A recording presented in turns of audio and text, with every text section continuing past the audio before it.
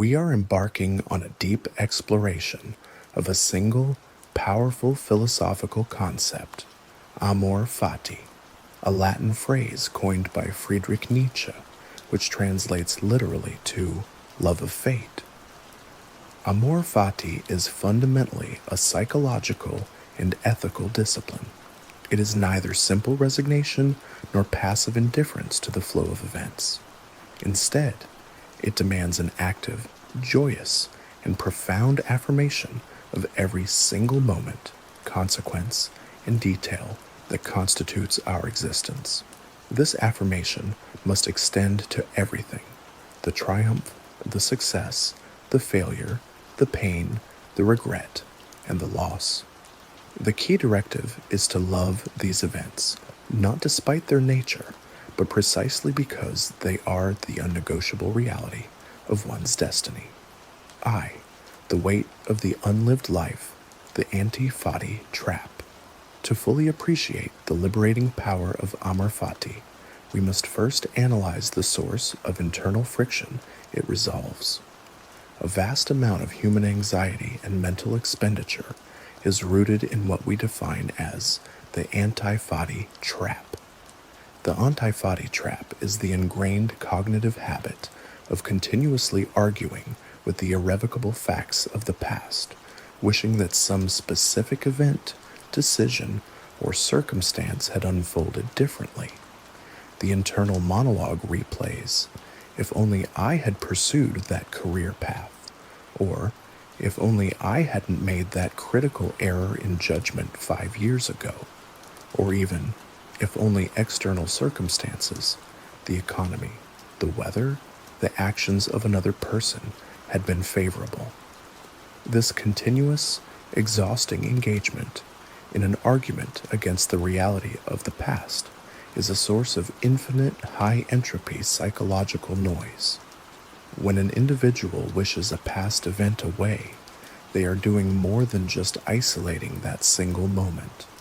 They are effectively wishing away the entire, intricate causal sequence that flowed from it. They are negating the specific knowledge acquired, the necessary resilience developed, and the unique, unrepeatable path that culminated in their present state of being. Amor Fati offers a powerful, philosophical antidote to this trap. It posits that wishing for an alternate past is ultimately an exercise in futility and deep psychological inefficiency. It represents an endless, unwinnable contest against the immutability of reality. 2. The affirmation of necessity, the cosmic knot of causality. The core mechanism of Amor Fati rests upon a profound conviction in necessity, a philosophical viewpoint that sees fate as a structure of unbroken causality. Nietzsche conceptualized fate as a cosmic knot, an intricate, immense, and ultimately unbreakable chain of cause and effect. In this view, every experience in your life is linked to every other, forming an interconnected, deterministic narrative. The instance of public failure that led to acute shame simultaneously catalyzed a commitment to mastering a specific skill, thereby opening a new professional door. The relationship that terminated in unforeseen pain provided an unnegotiable education in self-respect and the identification of necessary boundaries. The mechanical failure that stranded you forced an unexpected confrontation with the self, leading to a crucial, unprompted moment of clarity. The central insight is this: the moment you remove the failure, the resulting mastery disappears. The moment you erase the pain, the boundary is never established. Therefore, the decision to accept and love a single outcome inherently necessitates the acceptance and love of the entire complex causal chain that was required to produce it. The practice of Amor Fati is the active, conscious declaration upon viewing this causal chain. Yes, this was necessary. Every element of this profound, complex, difficult existence had to happen exactly as it did to shape the person I have become. I affirm this self. I affirm this entire narrative. This radical affirmation generates an immense and stabilizing internal stillness. It resolves the chronic mental resistance against reality. It compels the mind to recognize the totality of its story, not as a collection of missteps to be judged, but as a single, unified, and perfectly orchestrated masterpiece written in the precise language of necessity. Third, the eternal recurrence test, the ultimate gauge of affirmation. To fully test the depth of one's commitment to Amor Fati, Nietzsche devised the thought experiment known as the eternal recurrence. The proposition is this: imagine a moment of profound revelation where it is revealed that you must live your life again and again, infinitely. Every joy, every moment of suffering, every trivial interaction, every success, and every failure, even the slightest thought or emotion, must recur in the exact same sequence for all of cosmic eternity. The test is to observe your fundamental reaction to this terrifying, magnificent premise. Does the thought provoke an existential dread, causing you to reject the totality of your past and curse the repetition? Or do you greet the concept with profound, instantaneous joy, declaring, if this is my life, then I desire this life again. I am willing to live this, and every moment of it for all eternity. The concept of eternal recurrence is not a prophecy of doom, but a potent, clarifying tool for absolute self-assessment. It demands that you shift your focus from the granular details of past regret to the total quality, meaning, and structure of your life's entirety. The ability to affirm this endless loop is the ultimate form of radical self-love and self-possession, because it signifies that your life story, in all its darkness and light, possesses enough inherent value for you to make it eternal. This willingness to eternalize the moment, the profound, quiet joy of declaring an absolute yes to the totality of your destiny, is the source of the deepest form of philosophical liberation. It signifies that the individual has resolved their conflict with the past and their fear of the future, achieving perfect peace with their fate. For fate versus choice, the synthesis of creative acceptance. A significant conceptual friction point in approaching Amor Fati is the presumed irreconcilability between determinism, fate, and agency, free will. If everything is fated, is conscious choice merely an illusion? Amor Fati provides a powerful, reconciling synthesis.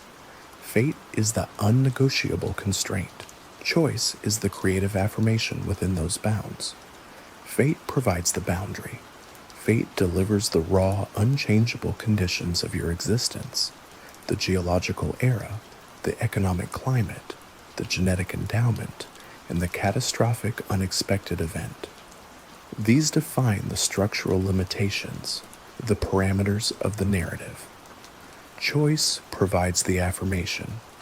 True free will is exercised in the assignment of meaning and the moment of reaction.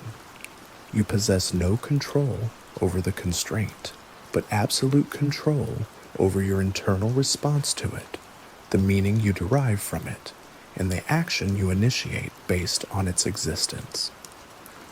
Amor Fati directs the individual to lovingly embrace the constraints, Fati, as essential, and then to fully, consciously choose the response within those constraints, Amor. This process eliminates the paralyzing fear of making the wrong choice. Under Amor Fati, there is no wrong choice, only the next inevitable necessary step in the unfolding perfection of the unique story. This synthesis offers profound tranquility.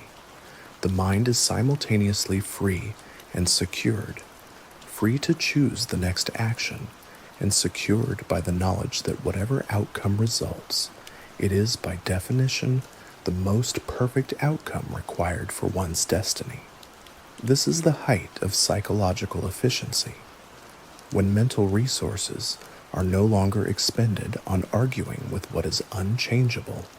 All creative and cognitive energy is immediately channeled into the only sphere of control, the present action, the present meaning, and the present emotional state. V. The Stoic roots, from apatheia to the passionate yes. While Nietzsche formulated and popularized the term, the philosophical pedigree of Amor Fati resides within the ancient, rigorous practice of Stoicism, specifically the precepts of Epictetus and Marcus Aurelius. However, Nietzsche introduced a critical, liberating modification. The classical Stoic path, acceptance. The Stoics aimed for apatheia, not apathy, but the state of being without disruptive passion. Their instruction was to rigorously distinguish between what is controllable, judgments, intentions, and what is uncontrollable, external events, the past. The goal was to accept the unchangeable with a cool, reasoned indifference. This path generates calm, but risks emotional detachment. The Amor Fati path, affirmation. Nietzsche intentionally demanded a movement beyond mere acceptance toward active, passionate love. He insisted on not a cool indifference, but a passionate, joyous yes to the necessity of fate. The pain, the difficulty, the loss. These are not elements to be merely tolerated or viewed with neutrality. They are essential ingredients in the total, affirmed masterpiece and must be embraced with the same fervor as the success. This transition from detached acceptance to passionate affirmation is the key to the unique mental repose offered by Amor Fati. It eliminates the existential residue of bitterness that can sometimes cling to mere resignation. It transforms suffering from an unfortunate event into a purposeful, affirmed datum, and difficulty into an essential structure of beauty. The practice requires you to not merely endure your destiny, but to lovingly affirm the author of your existence. This final emotional and intellectual completion is what allows the mind to enter a state of deep, continuous repose. The intellectual framework is now fully established. We have explored the necessity of the cosmic knot, the challenge of the eternal recurrence, and the distinction between fate and choice. However, the lasting peace of Amor Fati is realized not in these grand concepts, but in their precise application to the smallest, most immediate moments of your daily existence. This is where the philosophy transforms into a practical, continuous refuge. The tranquility derived from Amor Fati is not exclusively reserved for grand existential crises or monumental shifts in one's life narrative. Its true power and its most practical application lies in a continuous, subtle psychological adjustment directed at the minute, granular texture of the immediate present. The philosophical discipline of Amor Fati is primarily practiced through the micro-affirmation, the spontaneous, quiet, but firm declaration of yes, aimed squarely at the small, frustrating, or inconvenient events of daily life that chronically consume our mental resources. If the first part established the grand, foundational concept of the cosmic knot, this second part is dedicated to providing the immediate, actionable tools required to sever the thread of daily internal frustration. We transition the focus from the intellectual acceptance of your total destiny to the immediate, visceral acceptance of this precise, necessary moment. I, the irritation tax, converting frictional resistance into necessary flow. The rhythm of daily existence is characterized by thousands of minor irritations: the unexpected, badly timed phone call, the technological failure, the delayed professional response, the common household accident.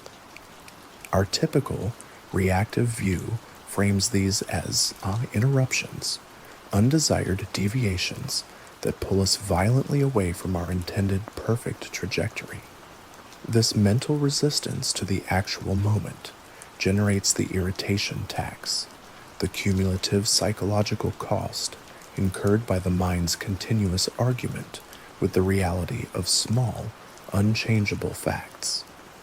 Amor Fati demands a rigorous reframing of these events.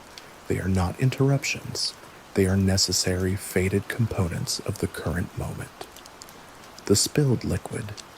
The mind's resistance manifests as the wish that the accident had not occurred.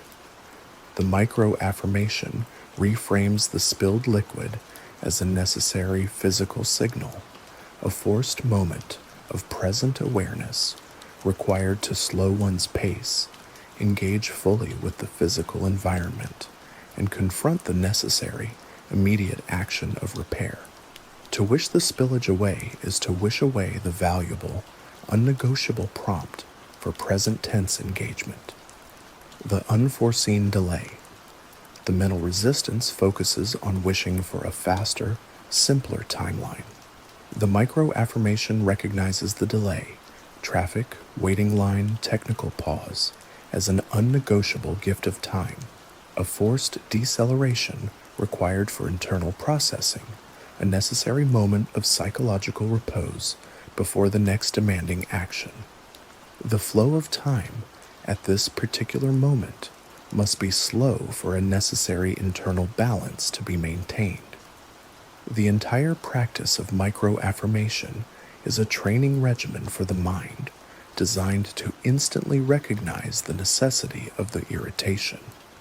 By instantly declaring, "This had to happen right now," in this way, the mind eliminates the secondary layer of suffering, the mental resistance to the factual event.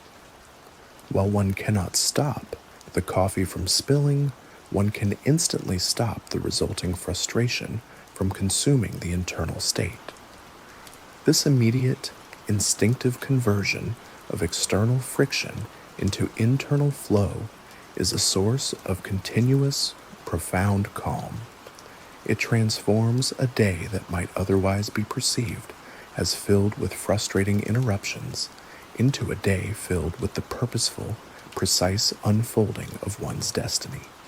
Tseku, the perfection of flaw, affirming the necessary angle of imperfection. Perfectionism, in a philosophical context, operates as one of the most significant antagonists to Amor Fati. Perfectionism is the relentless psychological refusal to accept any outcome that deviates from a rigid, preconceived mental ideal. It exists primarily to judge the present reality as fundamentally flawed. Amor Fati, conversely, accepts the current state of reality as perfectly necessary. This crucial distinction does not imply that the outcome is objectively ideal, but rather that its perceived flaw is an essential structural feature required for the continuation of your specific, unrepeatable journey. The imperfect execution. You conclude a significant endeavor, a presentation, a written report, a creative work that achieves 90% of its potential, but you spend disproportionate mental energy agonizing over the visible 10% deficiency. The anti-Fati trap demands the rejection of the 90% due to the existence of the 10%. Amor Fati demands the affirmation of the flaw. The necessity of that 10% imperfection is that it leaves you with a specific, highly valuable lesson for future improvement, and perhaps instills a humility that is essential for receiving external feedback and maintaining authentic growth. The beauty of necessity. When a tangible thing or an abstract plan fails breaks, or collapses, the moment of failure is not a simple catastrophe. It is a transition mandated by causality. In the aesthetic philosophy of wabi-sabi, this is celebrated. The flaw is not something to be concealed. It is to be affirmed and highlighted as the necessary pivot point of new learning. This acceptance of the perfection of flaw serves as an immensely powerful technique for deep mental repose. It forces an immediate, structural shift in your internal assessment from binary judgment, good, bad, right, wrong, to structural necessity. It had to happen this way.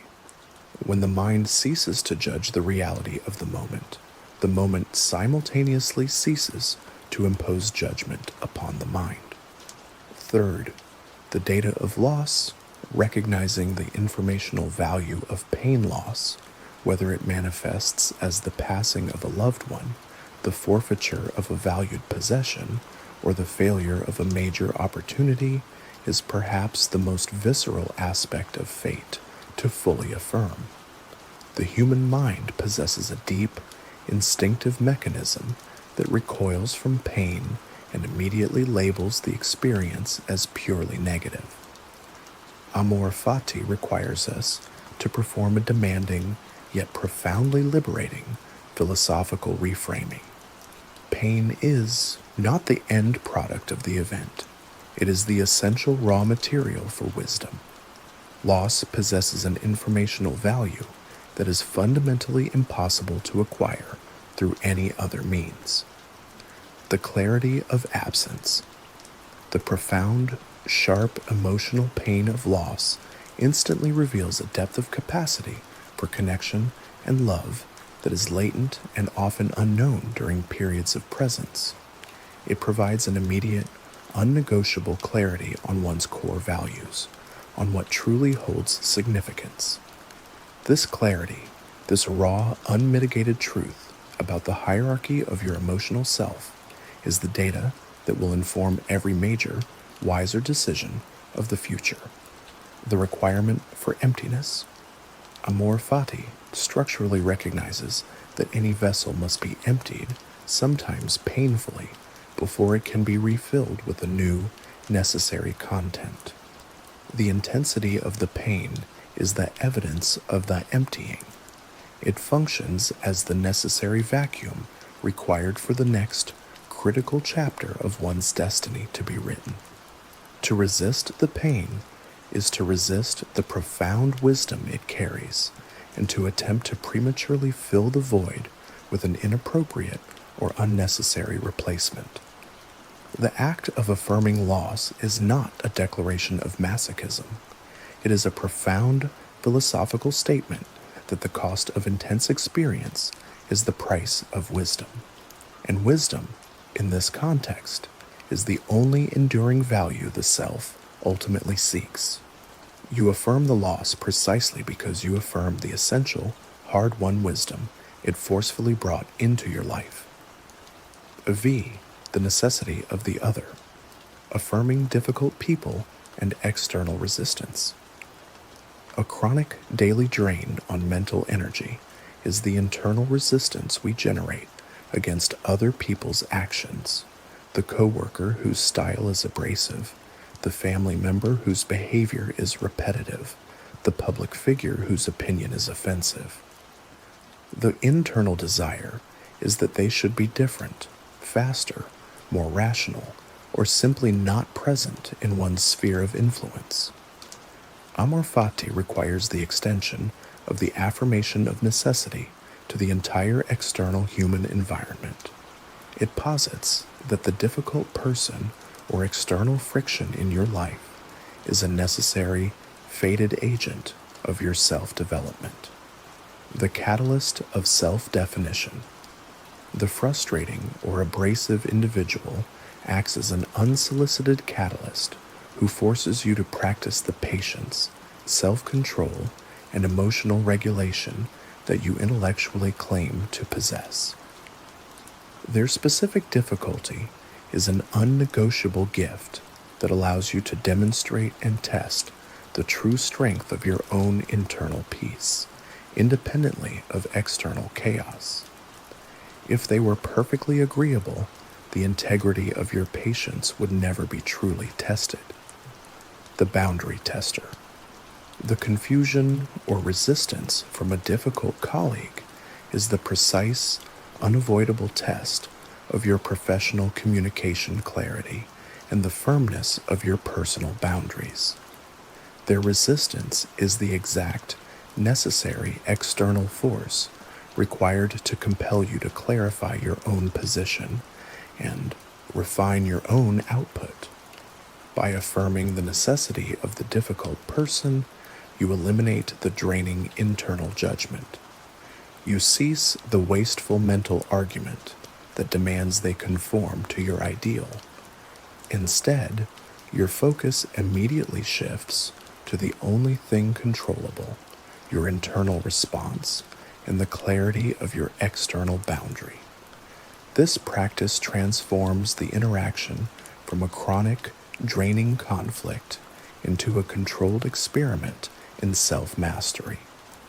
You affirm the difficult person not for their individual traits, but for their fated essential role as the necessary forge for your unique character development. V. The temporal honesty of the present moment, the anchor of reality. The most accessible, pervasive application of Amor Fati is its rigorous teaching on temporal honesty. The mind's natural tendency is to flee the discomfort of the present moment, seeking refuge either in the negotiated, regretted landscape of the past or the projected, anxiety-ridden potential of the future. The present moment is often neglected, treated merely as a fleeting, unsatisfactory transition space between two more emotionally charged zones. Amor Fati insists that the present moment is the only moment of reality. It is the single point in the entire causal chain that is currently unfolding, and thus is the most potent anchor for acceptance. The immutability of now. The moment of now is, by every definition, fated and unchangeable. You cannot wish away the temperature of the room, the precise nature of the background noise, or the exact biological sensation in your body right now. To resist this moment is to engage in resistance against reality at its most fundamental, immediate level. The full embrace. Amor Fati commands a full, passionate embrace of the unfolding present. It requires you to observe the minute, intricate details of the moment, the light, the sensation, the thought, and declare, "This is the perfect, necessary state of affairs for this point in time." This total affirmation of the now grounds the mind with immense stability. The philosophical anchor is always the present moment, and the present moment is always perfectly necessary, a non-negotiable fact. This creates the deep, quiet, continuous rhythm of a life lived without internal chronological friction. The micro-affirmation is the ultimate daily expression of philosophical courage, the courage to say an absolute yes to reality, moment by moment. It systematically transforms the fear of the unexpected into the calm, deliberate anticipation of destiny. We have now established mastery over the affirmation of the immediate moment, systematically converting daily irritations into necessary, vital data. However, the most challenging and ethically complex test of Amor Fati lies in its application to moral choices and ethical failures. How can a philosophy advocate loving a past action that caused harm to oneself or others? How can we affirm the wrong decision? The most rigorous and ethically demanding test of Amor Fati is its encounter with moral failure. How can a philosophy that advocates the love of fate justify the affirmation of past actions that caused regret, harm, or profound error? This is where the concept separates itself entirely from sentimental optimism and transforms into a powerful, unsentimental tool for ethical repair and sustained psychological stability. Amor Fati does not offer moral justification for a past wrong. It offers psychological necessity for the present wisdom. The philosophical challenge is to view the moral failure not as an endpoint of shame, but as the essential fated precondition for the current integrity of the self. I. The necessity of the wrong step, the evolutionary datum.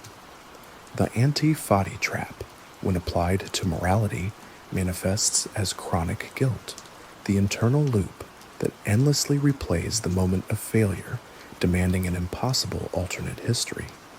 This guilt is debilitating because it seeks to isolate the moral error from the evolutionary chain of the self. Amor Fati insists on integrating the error, the informational cost. Moral failure is the highest cost method of acquiring ethical certainty. The pain and harm caused to self or others provide an unnegotiable datum regarding the true weight and consequences of a specific action. This data is priceless because its emotional cost guarantees its permanent integration into the conscience. The integrity bridge. The person who exists before the error cannot possess the ethical depth, compassion, or wisdom of the person who exists after the error and has chosen to accept responsibility and repair the consequence. The error is the necessary bridge of transformation from a naive moral state to an integrated, experienced ethical state. The act of Amor Fati here is declaring, I do not love the harm, but I affirm without reservation the absolute necessity of the failure for the creation of my present, more ethically conscious self. The failure was the heavy hammer required to forge the current conscience. Second, forgiveness is affirmation, ending the internal war. The struggle with self-forgiveness is essentially an internal battle between the past, flawed self, and the present, judgmental self. Amor Fati dissolves this conflict by making forgiveness structurally inevitable. If you accept the principle of the cosmic knot, part 1, then the past, flawed decision had to happen to produce the present, wiser self. To reject the past decision is to reject the self that has learned from it. The necessity of the sinner. Amor Fati demands that you lovingly affirm the sinner in your past, because that sinner was the essential precursor to the saint, or at least the wiser individual, you are attempting to become now. The release of energy.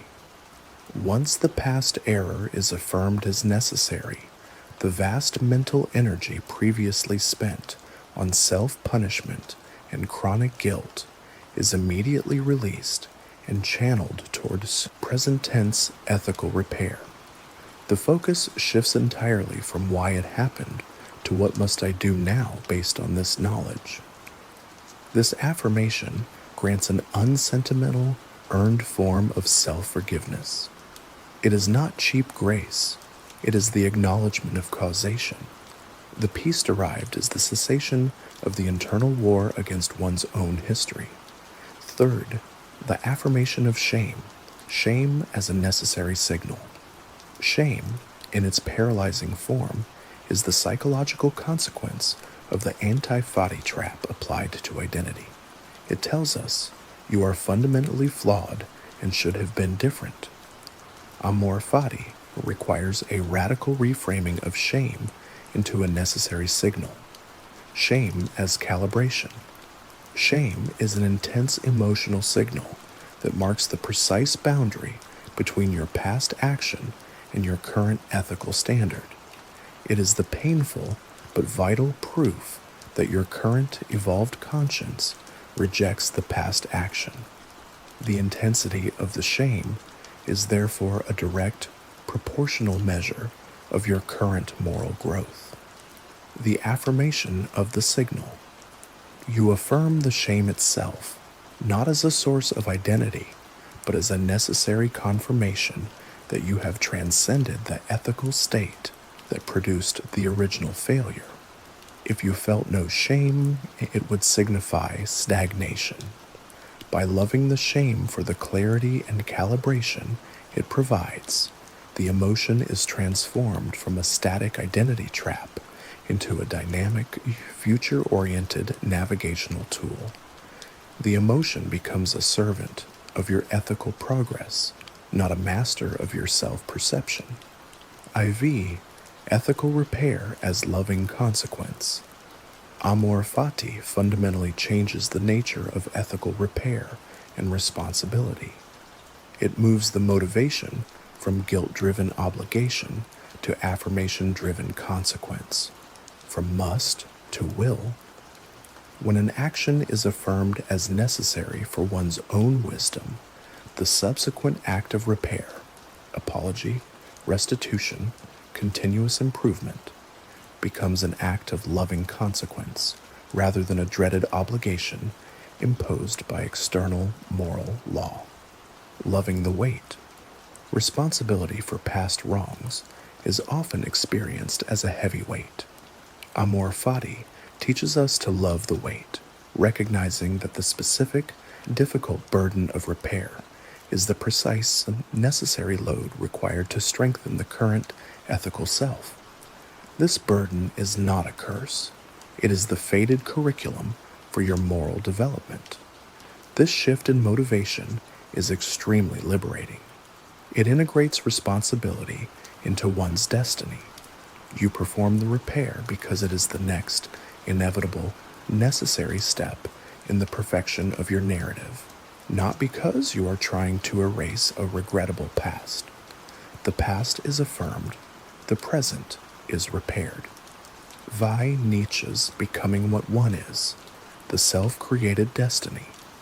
The ultimate synthesis of Amor Fati and ethics lies in the phrase, becoming what one is.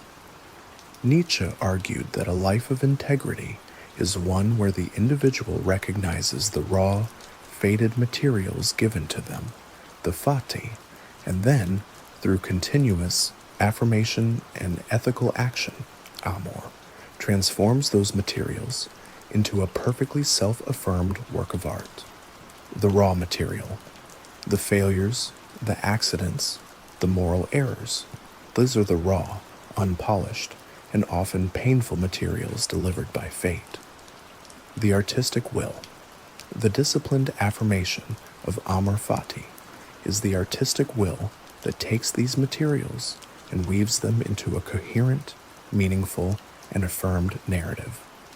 The moral affirmation is the declaration that every ugly, difficult brushstroke of the past was essential for the composition of the beautiful, powerful, and unique self that exists in the present. By loving your whole journey, including its ethical shadows, you cease to be a victim of your history and become instead the courageous, self-affirming author of your own destiny. This transition from being determined by fate to actively affirming and owning that determination is the source of profound, unshakable peace. The self is unified, its history integrated, and its moral compass is sharpened by the necessary darkness it has navigated. We have now confronted the darkest aspects of the past, moral failure and regret, and integrated them into a path of ethical affirmation. But Amor Fati is not just about the past, it is about the future. The next great challenge is managing the fear of uncertainty and contingency, the anxious dread of what fate might bring next. Having successfully integrated the necessary darkness of the past, including moral failures and regrets, the focus of Amor Fati shifts entirely to the future.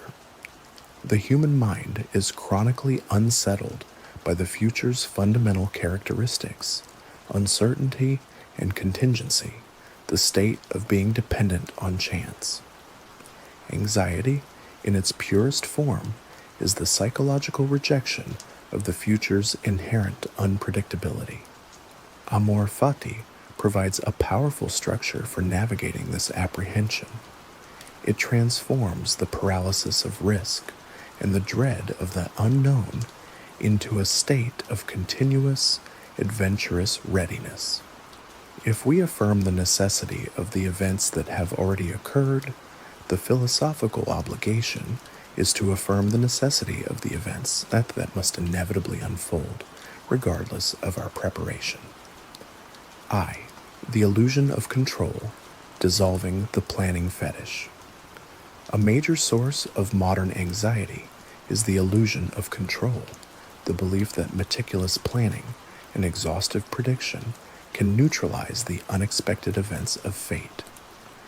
This leads to a pervasive planning fetish, where the mind expends tremendous energy trying to build a perfectly sterile, risk-free future. Amor Fati exposes this fetish as psychological its inefficiency. The reality of non-linearity, life's major fate-altering events, the black swan events, the sudden opportunities, the unforeseen crises, are by definition unpredictable and non-linear. They crash into the timeline and instantly render the meticulous plans of the past irrelevant. The affirmation of chaos. The practice of Amor Fati affirms the necessity of the chaos. It recognizes that the greatest gifts and the most profound lessons often arrive disguised as crises or sudden unforeseen deviations. To try and plan chaos out of existence is to try and plan meaning and growth out of existence. By consciously declaring, "I affirm the uncertainty of tomorrow," the mind releases the tremendous energy previously wasted on attempting to predict the unpredictable. The focus shifts entirely to maximizing preparedness, flexibility, and present tense engagement rather than rigid control. Second, the readiness mindset, embracing the necessary contingency. Amor Fati transforms the fear of contingency into an energized state of readiness. Contingency, the idea that something may or may not happen, is affirmed as the fuel of action. Contingency as opportunity. If an outcome were guaranteed, the present action would be meaningless. The possibility of failure or deviation, contingency, is what gives weight and meaning to the effort. The risk of loss is precisely what makes the victory valuable, the affirmation of the pivot. The readiness mindset does not plan for one outcome. It trains the internal mechanism to instantly affirm and pivot toward the actual outcome. If a project fails spectacularly, the immediate affirmation is, "This spectacular failure was the necessary pivot point for the next, wiser, and more successful iteration." The mind avoids the paralysis of shock and moves immediately into assessment and response. This constant state of open readiness is the antithesis of anxiety. Anxiety fixates on a negative future possibility and tries to stop it. Amor Fati accepts all future possibilities and prepares to joyously utilize whichever one manifests. The third, the unfolding drama, affirming your role in the future. Narrative. The fear of the future often involves a concern over one's own performance, the fear of not being capable enough to handle what fate delivers. Amor Fati requires a philosophical trust in the integrity of your own continuous self-creation. Part 3. You must affirm that the current self, forged by the necessary successes and failures of the past, is precisely the self required to handle the challenges of the fated future. Trust in the curriculum. The challenges presented by the future are not random cruelty. They are the next necessary stage in your unique curriculum.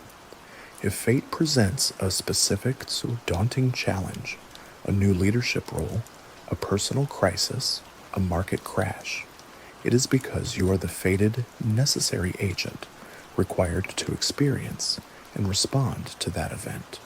Loving the unknown role, you affirm the future challenge, not because you know the solution, but because you know with absolute certainty that the challenge itself will forge the necessary knowledge, capacity, or connection required to respond. The process of finding out is the greatest drama, and you affirm your role in that unfolding story. This perspective liberates the mind from the need for certainty. The question is not, will I be okay? But how will this challenge inevitably shape the next necessary version of me? This focus on transformation over safety is deeply engaging and fundamentally peaceful. Sixth, risk as necessary data acquisition. In finance, risk is often defined as the potential for loss. In the framework of Amor Fati, risk is defined as the necessary method for acquiring high-value data about reality and the self. Affirming the potential loss, Amor Fati demands that you affirm the possibility of loss before the commitment of action. When undertaking a venture with a 50% chance of failure, you affirm both the 50% chance of success and the 50% chance of failure as necessary data acquisition protocols. If the venture succeeds, you acquire the data of mastery. If it fails, you acquire the data of limits, strategy flaw, or necessary pivot. Zero-sum game of experience. Under this philosophy, you cannot truly lose when taking a necessary, affirmed risk. You only gain different types of high-value experience. The loss is merely the painful cost required to acquire specific, unnegotiable wisdom. Therefore, the internal argument against risk is dissolved. This affirmation of risk is hugely empowering.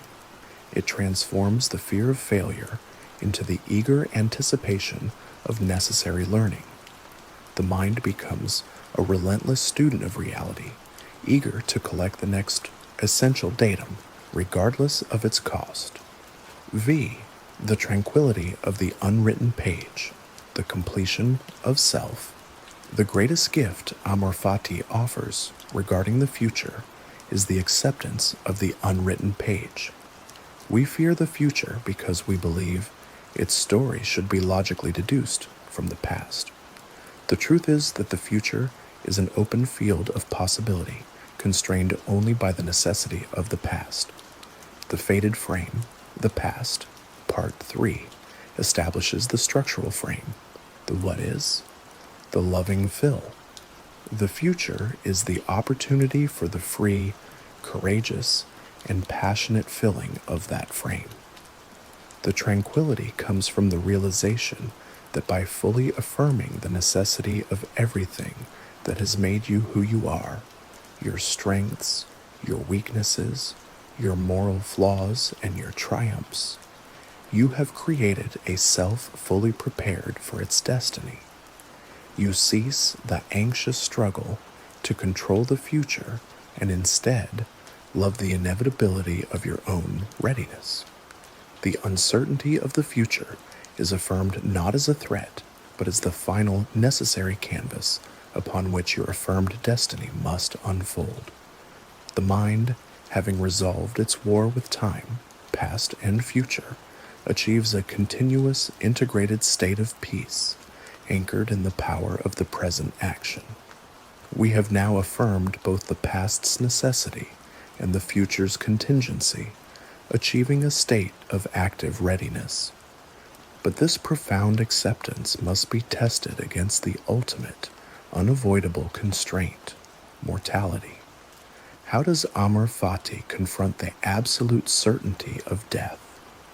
The ultimate test of Amor Fati is its encounter with the absolute, unnegotiable constraint, mortality. Every preceding layer of affirmation, loving past failure, affirming present irritation, embracing future uncertainty, is ultimately rendered meaningless if the foundation of existence, the finite nature of life, is rejected. The fear of death is, at its core, the psychological rejection of the ultimate fate. Amor Fati transforms this dread. It demands not just acceptance, but the active, passionate love of one's own finitude.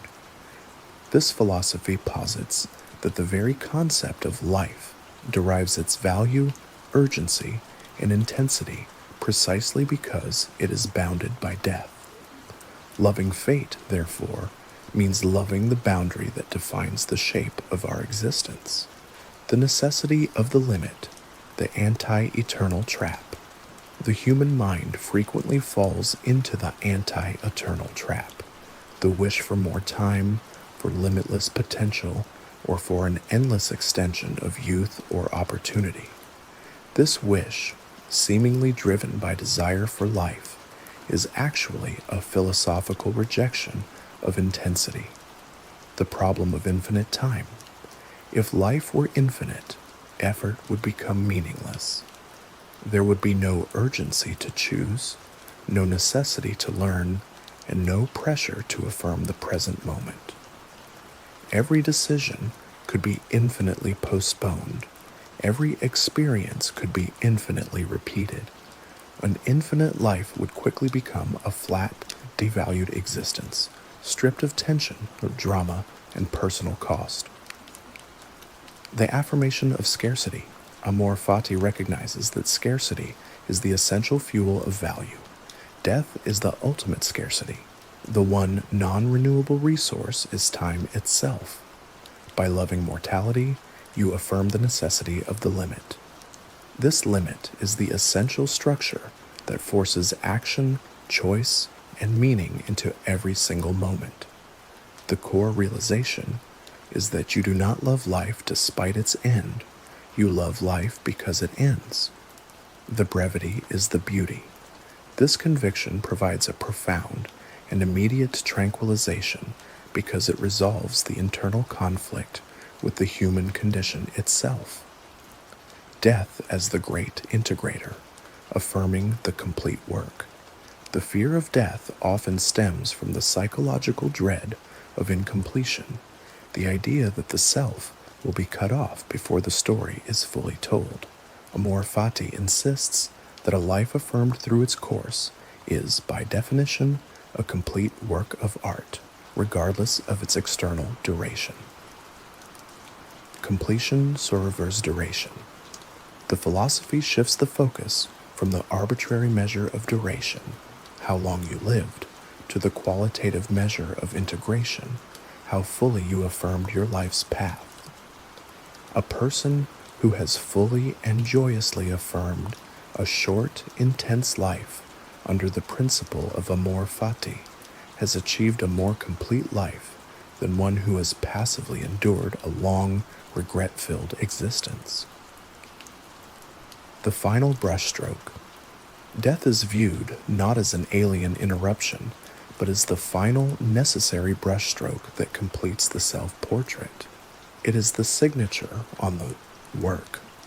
To affirm fate means affirming that the life you were given to live is the only life you were meant to live, and that its precise ending is as necessary and perfect as its beginning. This perspective integrates death into the narrative, removing its status as an external enemy. It becomes a necessary and fated element of the composition. This affirmation of the complete work is the ultimate source of existential peace.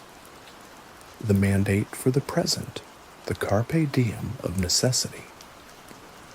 The philosophical acceptance of mortality generates a powerful, active mandate for living fully in the present, transforming the anxiety of when the end might come into the urgency of how one should live now. Urgency without panic.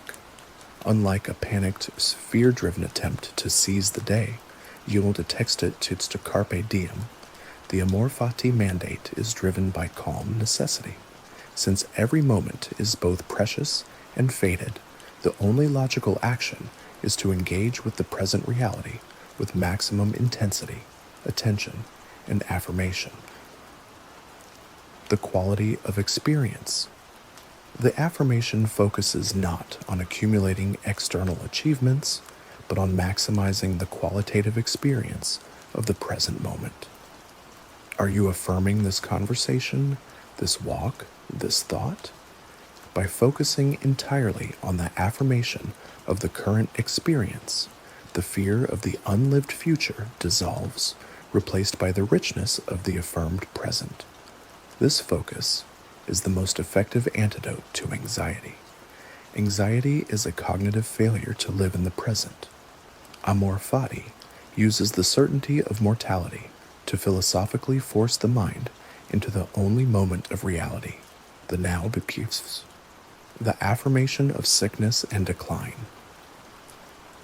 The most practical fear related to mortality is not the moment of death itself, but the preceding period of decline, sickness, and loss of independence.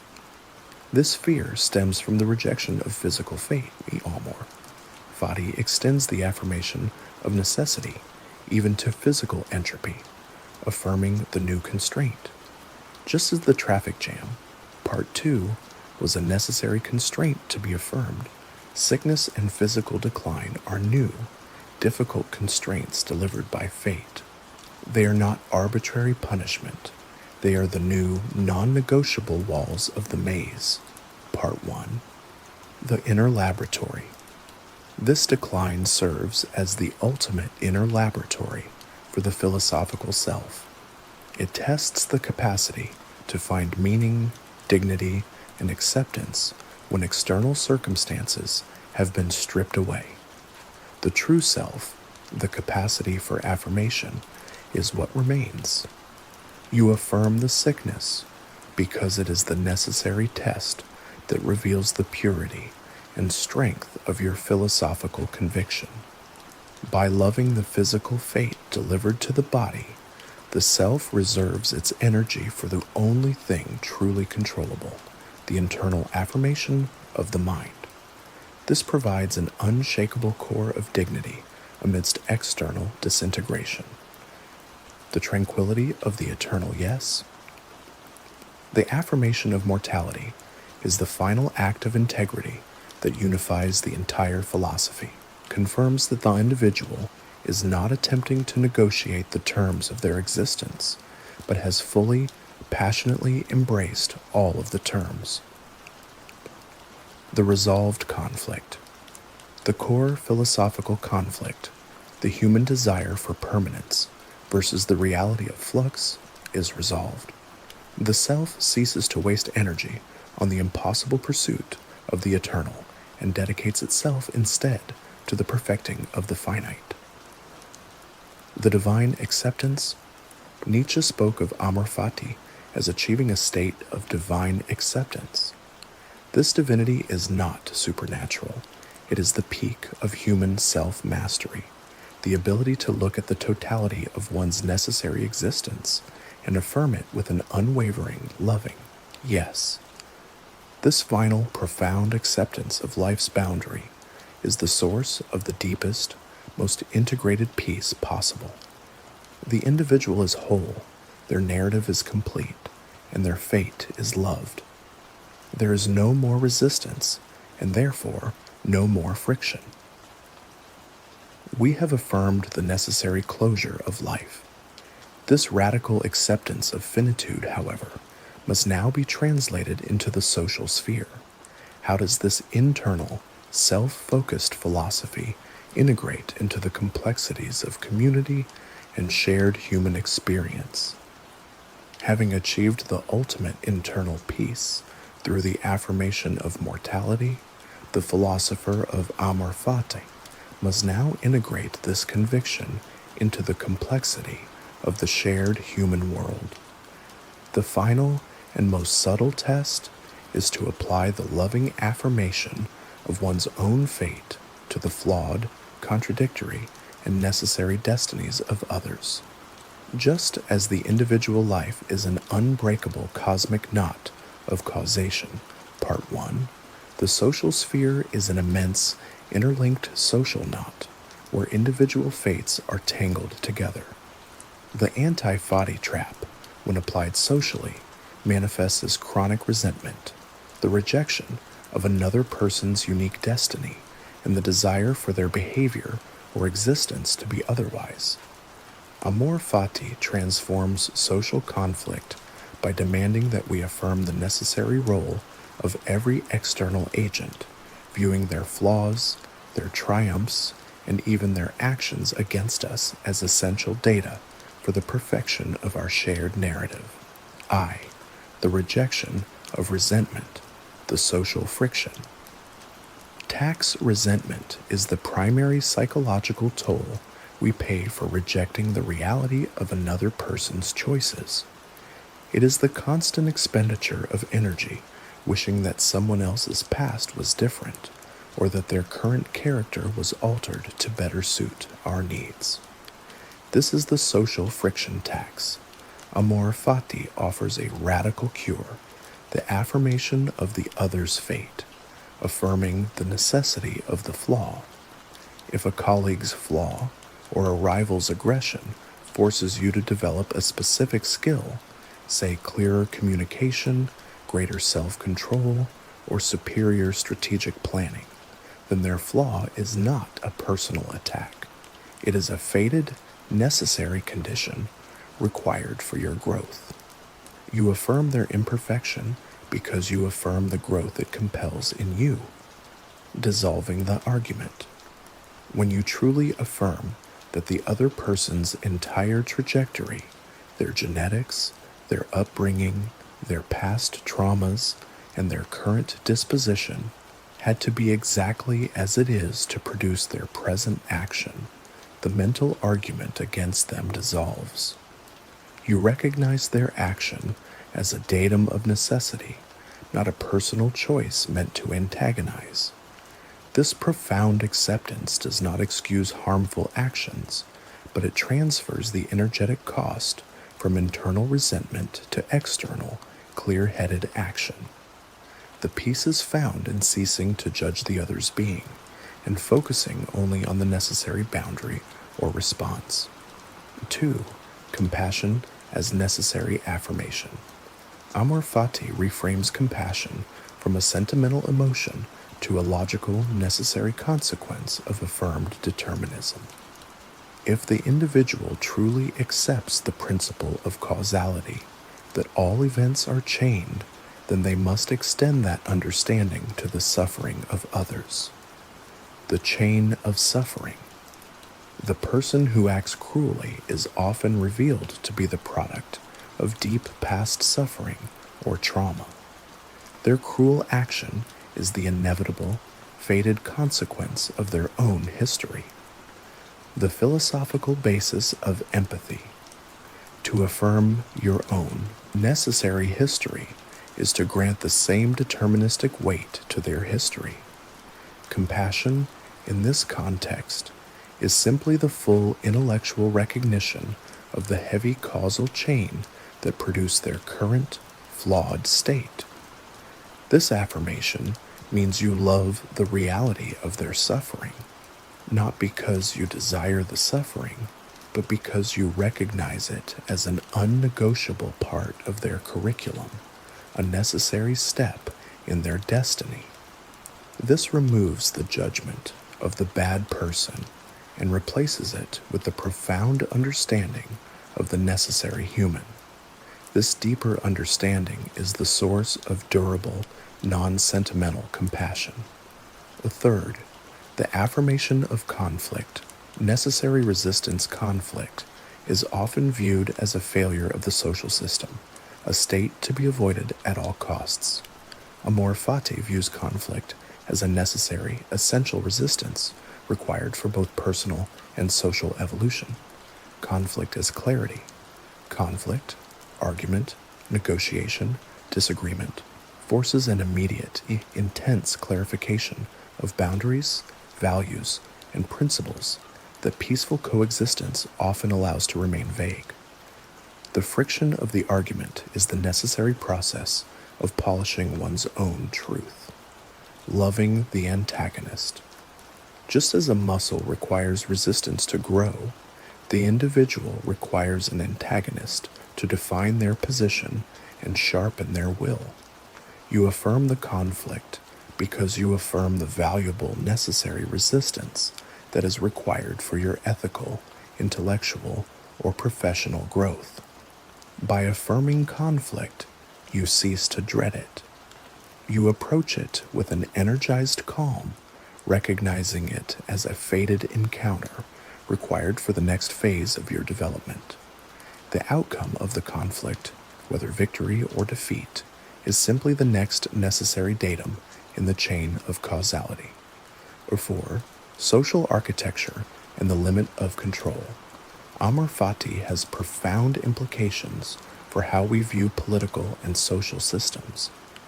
Just as the individual must dissolve the illusion of control over their own life, Part 4, the citizen must dissolve the illusion of total control over the political process. Affirming the system's flaw, every social system, democracy, economy, legal structure, is inherently flawed, contradictory, and imperfect. The anti-Fati trap leads to chronic political despair. Amor Fati requires the affirmation of the system's flaw.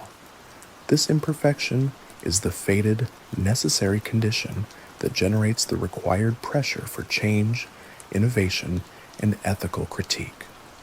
The necessity of political failure, corruption, and systemic inefficiency are affirmed not as a betrayal of hope, but as the essential data that reveals the exact location of the next required structural repair. Without the failure, the necessary knowledge for improvement would not exist. The peace derived is the release from the need for a perfect utopia. The focus shifts from the utopian ideal to the affirmation of the present struggle as the necessary and vital path toward incremental, fated improvement. You love the system because you love the struggle it demands of you. Von Nietzsche's Overcoming in the Social Sphere. The concept of overcoming in Nietzsche's philosophy is often misunderstood as merely self-improvement. In the social context of Amor Fati, overcoming is the ability to transcend your resentment against others. Transcendence of reaction. When faced with an offense, the individual trained in Amor Fati does not react out of resentment. They immediately internalize the event, affirm its necessity, and then act with a clarity and purpose that is entirely independent of the offender's motivation. And this is transcendence, the overcoming of the reactive self, the gift of the collective, the totality of humanity, its complexity, its chaos, its genius, and its cruelty, is the fated, necessary environment for the individual's greatest development. The social knot is affirmed as the ultimate, necessary crucible. By loving the complexity of the social knot, the individual moves from an isolated, perpetually disappointed observer to an integrated, active, and tranquil participant.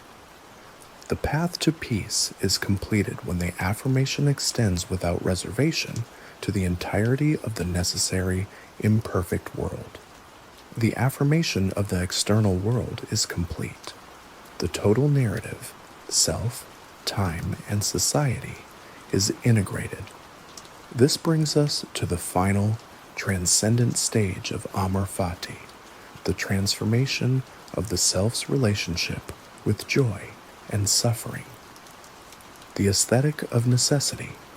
The highest application of Amor Fati is its transcendent function, moving beyond simple ethical or psychological stability and transforming one's relationship with raw experience itself. This is the aesthetic of necessity, the discipline of ceasing to perceive existence as a series of problems to be solved, and instead regarding it as a self-affirming, artistic whole to be loved. This profound aesthetic requires recognizing that both pleasure and pain, success and suffering are not forces to be judged or balanced, but rather essential, beautiful moments of experience necessary for the composition's overall integrity. The most enduring peace emerges when one views their entire existence, without reservation, as a single, perfect, and necessary work of art. The transformation of joy, necessary confirmation. In the absence of Amor Fati, joy is often diminished, treated as a fragile temporary reward earned by successfully avoiding negative outcomes. This perspective leads to anxious clinging to positive moments and the resulting dread of their conclusion. Amor Fati structurally elevates joy, transforming it into a necessary philosophical confirmation. Joy as essential data. Profound happiness or success is recognized as high-value data that confirms the perfect, temporary alignment of the self with its fated circumstances.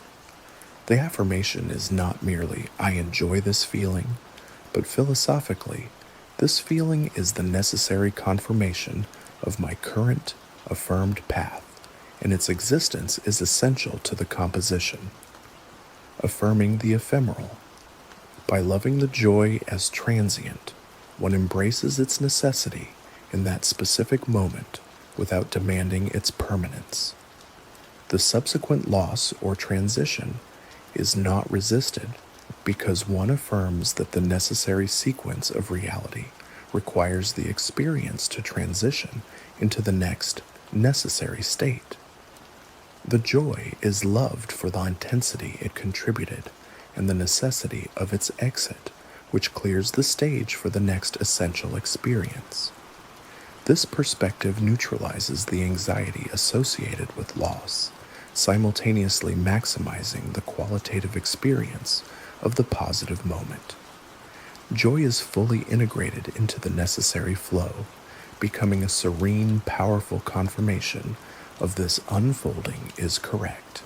Suffering as the composition's necessary shadow. Affirming suffering is the most rigorous demand of the aesthetic of necessity. The philosophy does not diminish pain, but it radically reframes its artistic and functional role within the individual's narrative. The shadow and the light. In complex artistic composition, light and shadow are inseparable. The depth, definition, and emotional resonance of a structure are entirely dependent on the presence of the shadow. Suffering is, therefore, the necessary shadow that imparts definition, contour, and intellectual depth to the moments of peace and success.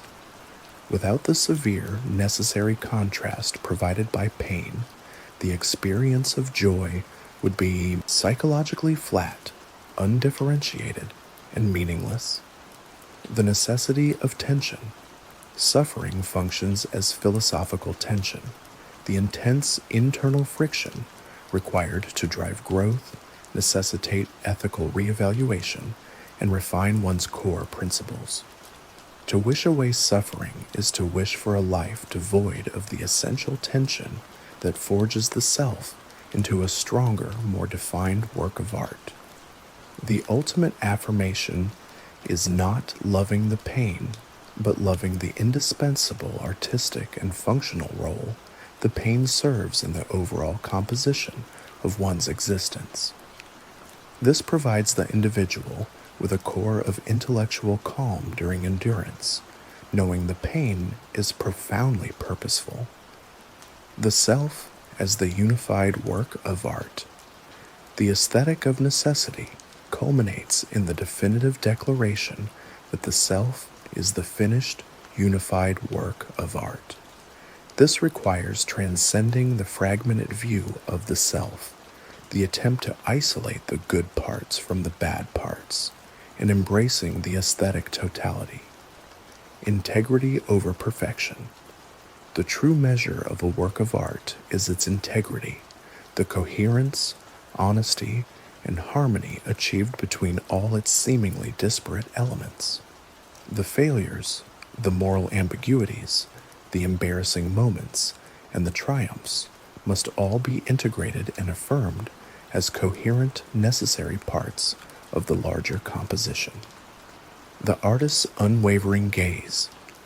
The individual must adopt the dispassionate, unflinching stance of the artist, capable of looking at their life and declaring, every choice, every mistake, every unexpected event was necessary to achieve this final, unique composition.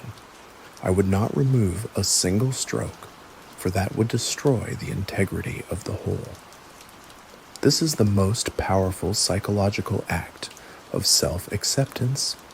It liberates the mind from the continuous, this energy-draining task of self-judgment and allows it to rest securely in the beauty and necessity of the achieved existence. The tranquility of immutability, the integrated self. The final realization of the aesthetic of necessity lies in the intellectual surrender to immutability. The moment the individual declares their entire life, from its volatile beginning to its final fated composition, to be necessary and lovable, the past ceases to exist as a psychological threat. The ultimate stillness is achieved when the self stops demanding that reality should be different than what it is, was, or will be. The major existential conflicts are simultaneously and structurally resolved. The conflict with the past is resolved by the affirmation of necessity. The conflict with the future is resolved by the affirmation of contingency. And the conflict with the self is resolved by the affirmation of the unified aesthetic whole. The result is an unshakable, profound tranquility. The self is fully integrated, the personal narrative is ethically complete, and the acceptance of destiny is total. The draining noise of internal resistance has ceased, leaving only the quiet hum of necessary, affirmed existence. This framework allows for the final, deep dive into the practical benefits of this philosophy. We must now explore the cognitive consequences of achieving this total non-resistance. The next logical area of focus is the massive psychological efficiency gained by eliminating internal arguments. We will now explore the psychological efficiency of non-resistance, how Amor Fati conserves cognitive energy, eliminates the roots of procrastination, and achieves a state of constant tranquil flow by resolving the mind's internal arguments. This is the piece of maximum functional output.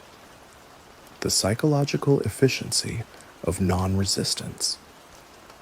Having established the aesthetic of necessity, the comprehensive view that all experiences, positive or negative, are essential to one's life as a unified work of art, the focus shifts from philosophical acceptance to its profound practical consequence, achieving absolute psychological efficiency. The vast majority of human cognitive energy is consumed not by external work, but by internal friction, the continuous, unacknowledged resistance against the reality of one's circumstances. Amor Fati provides a surgical pathway to eliminate this resistance through total affirmation, thereby liberating enormous reserves of mental energy. This creates a state of continuous flow and heightened tranquil focus. This is the peace found in a mind operating at maximum functional output, because it has ceased the wasteful expenditure of internal conflict. The energy equation, cognitive leakage and zero friction flow. Human psychology, in the framework of Amor Fati, operates under a fundamental, unacknowledged energy equation. Total cognitive energy, energy for external action, energy for internal resistance, cognitive leakage. When an individual engages in the anti-Fati trap, They are essentially performing negative mental work. Every moment spent wishing an external reality were otherwise. This situation shouldn't be so difficult. That person was unfair. I should have known better, results in a significant portion of cognitive energy leaking away from the present task. This internal resistance immediately channels mental resources into a fruitless argument with the past or the unchangeable present. This cognitive leakage is the single largest drain on human focus, creativity, and inner peace. The efficiency of affirmation. Amor Fati provides the antidote by forcing internal resistance to zero. When one instantly declares, "This reality is necessary and perfect for this moment," all available mental energy is immediately and exclusively channeled into external action, strategic planning, or present tense problem solving. The tranquility achieved here is not passive resignation. It is the energized calm of a mind that has achieved maximum functional output because it has structurally stopped fighting itself and its circumstances. The death of delay, transcending the fear of imperfection, a primary manifestation of poor psychological efficiency, is procrastination, which is often deeply rooted in the fear of the imperfect outcome. The mind delays action because it dreads the inevitable flaw in the result, which it will later judge and resist. Amor Fati dissolves this fear by affirming the perfection of the necessary flaw, as detailed in the aesthetic of necessity, affirming the starting point. When beginning a task, the anti-Fati mind fears the gap between the initial state and the ideal state. The Amor Fati mind instantly affirms the current, imperfect starting point as the necessary, fated foundation for the action. The first draft, the initial sketch, the raw material, all are affirmed as perfectly what they need to be at that moment. The embrace of iteration. Since the final product's flaw is affirmed as essential data for the next iteration, the pressure to achieve impossible, static perfection is eliminated. Failure is not an endpoint to be avoided, but a necessary data acquisition protocol to be embraced. The process is loved, not the result. This structural freedom from the fear of failure eliminates the primary psychological engine of procrastination. Action becomes immediate, sustained, and tranquil because the mind is not spending energy negotiating the terms of the inevitable outcome. The uncoupling of emotion and action, the tranquility of choice. In times of stress, the conventional mind allows disruptive emotions, anger, fear, frustration, to couple directly with the necessary action, polluting the process and leading to inefficient, reactive decisions. Amor Fati demands the uncoupling of emotion and action, a process that maximizes the clarity and efficiency of response. Affirming the emotion. When intense emotion arises, e.g., anger due to a perceived injustice, the practitioner of Amor Fati instantly affirms the emotion itself. This feeling of anger is the necessary, honest emotional consequence of this circumstance.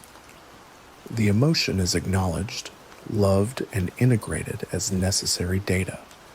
Uncoupling for clarity. Because the emotion is affirmed, it does not need to be fought or repressed. However, the action is delayed until the emotion is processed and the mind can act from a place of structural necessity rather than reactive impulse. The mind knows the necessary action is determined by the external reality, not the internal, fleeting emotional state. This leads to a serene and powerful state of controlled response. The individual feels deeply, affirming the emotional fate, but acts clearly, affirming the necessary action. This efficiency guarantees that every decision is maximized for long-term wisdom, not short-term emotional relief. The sovereignty of attention, total presence. The final gift of psychological efficiency is the attainment of sovereignty of attention, the capacity for total, continuous presence in the current activity. The resolution of time, the mind that practices Amor Fati, is no longer cycling between regret, resisting the past, and anxiety, resisting the future. Since both past and future have been structurally affirmed as necessary and perfect, parts 3 and 4, the only time that remains for cognitive work is the present. Energy density. All liberated mental energy flows into the current moment, granting maximum energy density to the task at hand. The individual is entirely absorbed in the process, which is the definition of the state of flow, a state recognized by psychologists as the peak of human engagement and tranquility. This constant, tranquil immersion in the present task is the ultimate expression of the philosophy. The mind has ceased its futile argument with time and reality, achieving a state of functional, quiet peace. The mind, now operating at peak efficiency, is prepared for its final philosophical task, understanding and loving its own inevitable disintegration. The affirmation of the self's trajectory is complete, but the final structural truth is that every identity is temporary. The metaphysics of dissolution, loving the eternal becoming. The psychological efficiency gained by achieving non-resistance to external circumstances allows the mind to turn inward, confronting the deepest, most subtle truth of existence, impermanence. The journey of Amor Fati culminates not in the love of a static self, but in the love of the eternal process of becoming and necessary breakdown.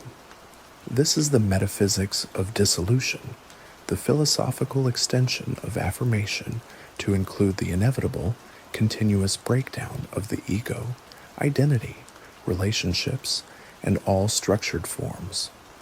The fear of loss is rooted in the attachment to a fixed, permanent identity. Amor Fati transforms the dread of disintegration into the serene acceptance of necessary change, moving from the love of the finished composition, part 7, to the love of the unending dynamic artistic process. The necessity of form breaking, the anti-static trap. Human psychology has a profound tendency toward the anti-static trap, the desire for structures, relationships, careers, beliefs, the ego itself, to maintain their current, comfortable form indefinitely. This psychological static clinging is the source of paralyzing fear when faced with systemic change. Amor Fati views this attachment as a rejection of reality's core nature, flux and entropy.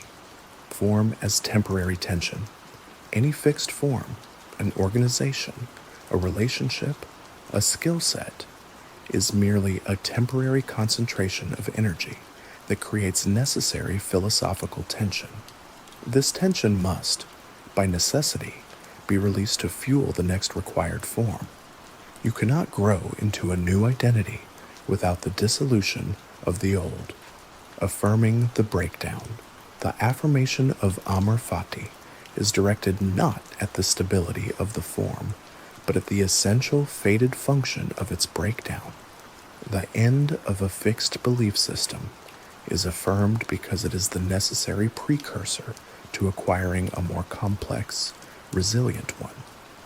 The end of a specific relationship form is affirmed because it is the required condition for the necessary next phase of relational or personal destiny.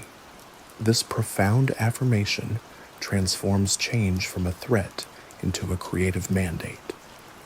You cease to identify with the static what, and you begin to identify with the dynamic how, the process of constant necessary becoming. The ego as faded material, detachment as deep acceptance. The strongest form that resists dissolution is the ego, the narrative identity built around past achievements, social roles, and cherished beliefs. The ego naturally experiences any challenge to its supremacy as a threat of death. Amor Fati requires the affirmation of the ego's continuous, necessary diminution. Ego as evolutionary tool. The ego is affirmed as a necessary tool for navigating the world, but it is not affirmed as the ultimate self. Its purpose is functional, not existential. As the individual evolves and acquires new wisdom, the previous, more rigid ego structure becomes an impediment and must be dissolved. Loving the humbling. The moments of public failure, professional setback, or severe criticism are affirmed because they function as faded, necessary assaults on the ego. They are the heavy hammers required to break the static, brittle shell of the old identity, forcing the core self to integrate a new level of humility, resilience, and depth. The peace derived is a state of radical detachment, not detachment born of cold indifference, but detachment born of deep, loving acceptance of the ego's necessary, finite nature. The individual is tranquil because they no longer base their fundamental security on an inherently temporary psychological construct. The unending process. Nietzsche's eternal return as creative mandate. The eternal recurrence, in Part 1, gains its ultimate, deepest meaning within the metaphysics of dissolution. It ceases to be merely a test of the past and becomes a mandate for the continuous, joyful creation of the self. The will to repeat. The ultimate affirmation, I will live this again and again, is the joyous acceptance of the cyclical nature of experience. It is the declaration that you love not just the static content of your life, but the process of its unfolding, the cycle of creation, struggle, breakdown, and renewal, the process of becoming. If all things must repeat, the only thing that matters is the quality of the present process. This philosophical certainty demands a life lived with such unwavering intensity and ethical integrity that its repetition, including all its suffering and dissolution, is actively desired. The self is continuously created by the quality of its engagement with the present moment. This affirmation eliminates the existential dread of time. Time is not a destructive force. It is merely the necessary medium for the unfolding of a narrative that is so loved it is desired for eternity. The transcendence of loss, the faded relationship. The most acute pain of dissolution is the loss of connection, the end of relationships, be they through death, distance, or evolution. The metaphysics of dissolution offers the framework for affirming the faded finitude of all connection. Finitude as beauty. Every relationship, like every life, is a temporary, faded composition. Its inherent, inevitable end is what grants its duration, intensity, and value. To love the relationship is to love its necessary beginning, its necessary form, and its necessary end.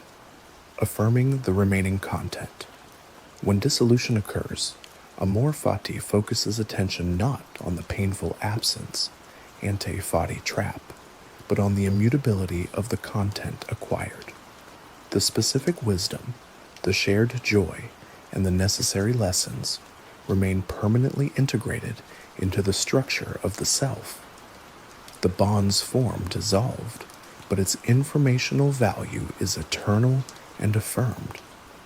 This perspective transforms grief from a paralyzing argument with fate into an act of profound, loving acknowledgement.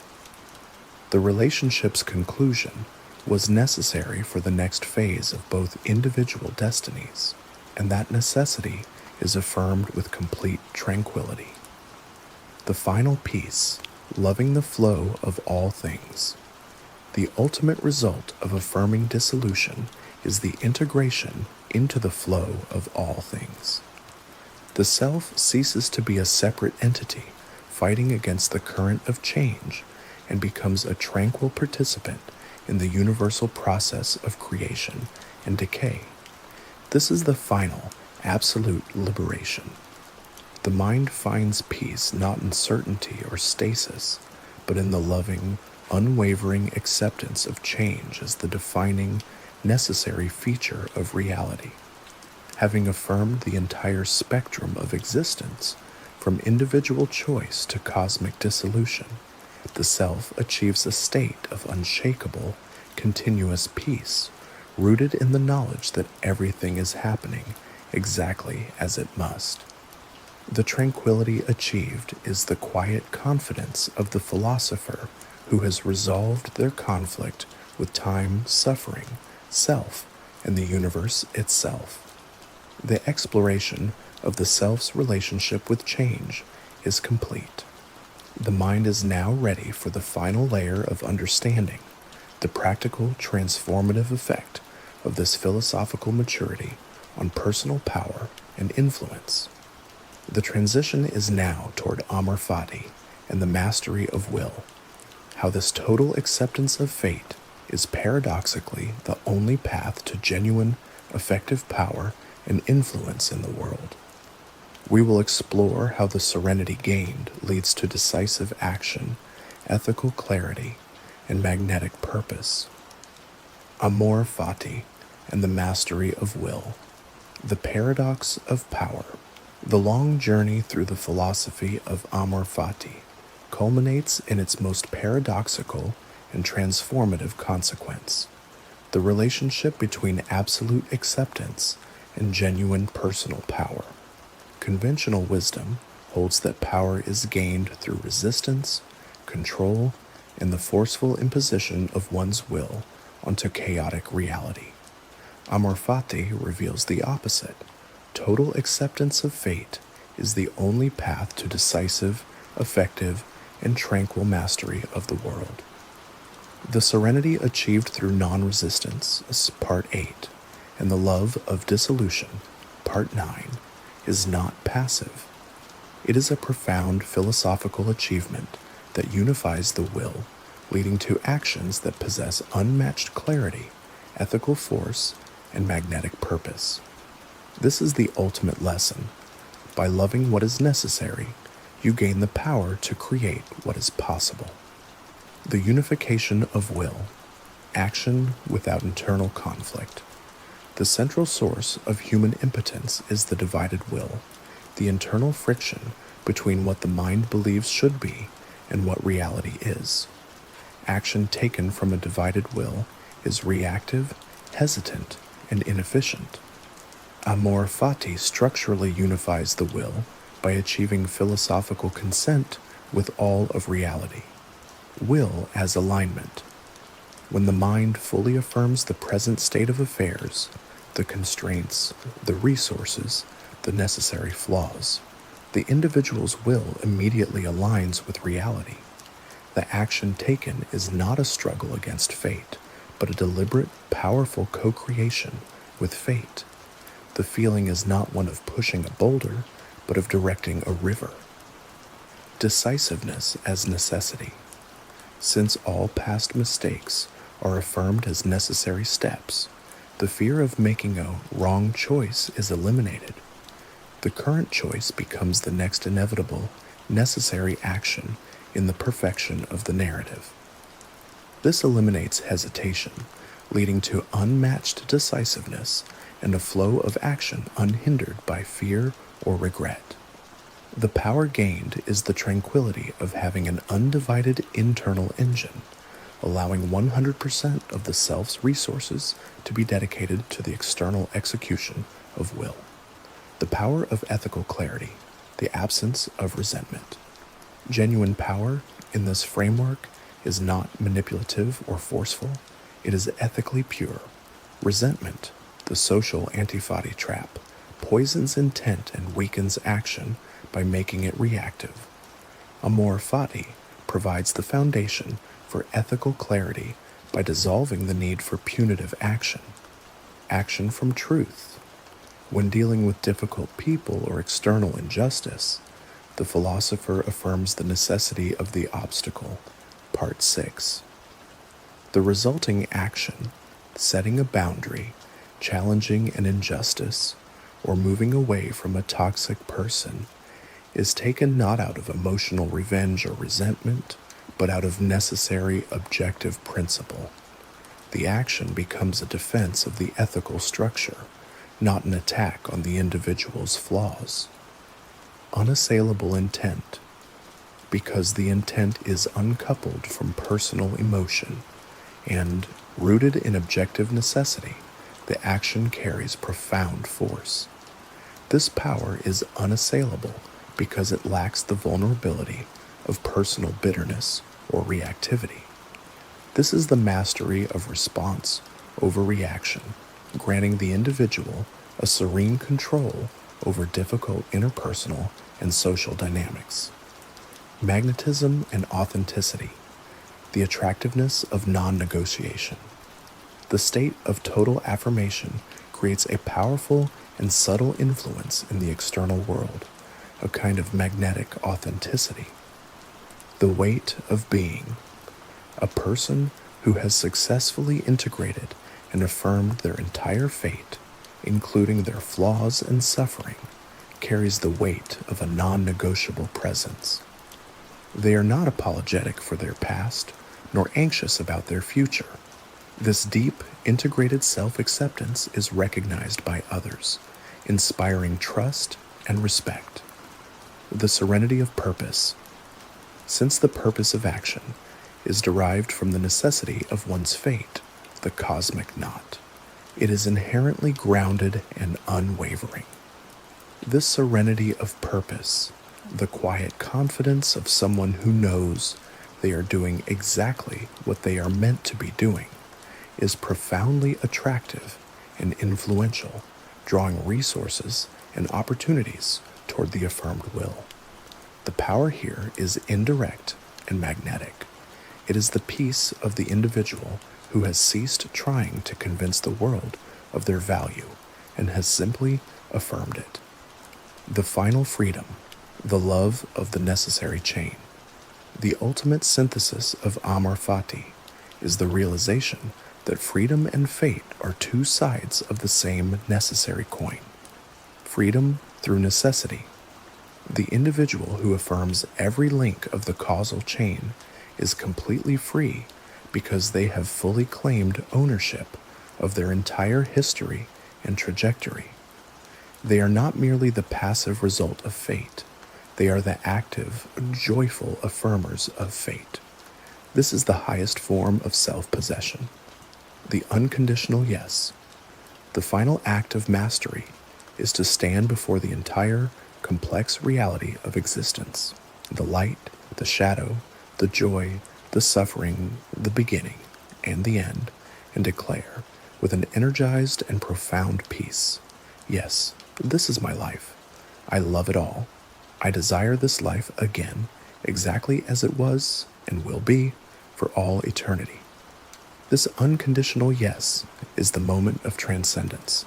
It is the end of resistance and the beginning of a life lived with continuous, tranquil power. The conflict with reality is over. All that remains is the flow of necessary, affirmed existence.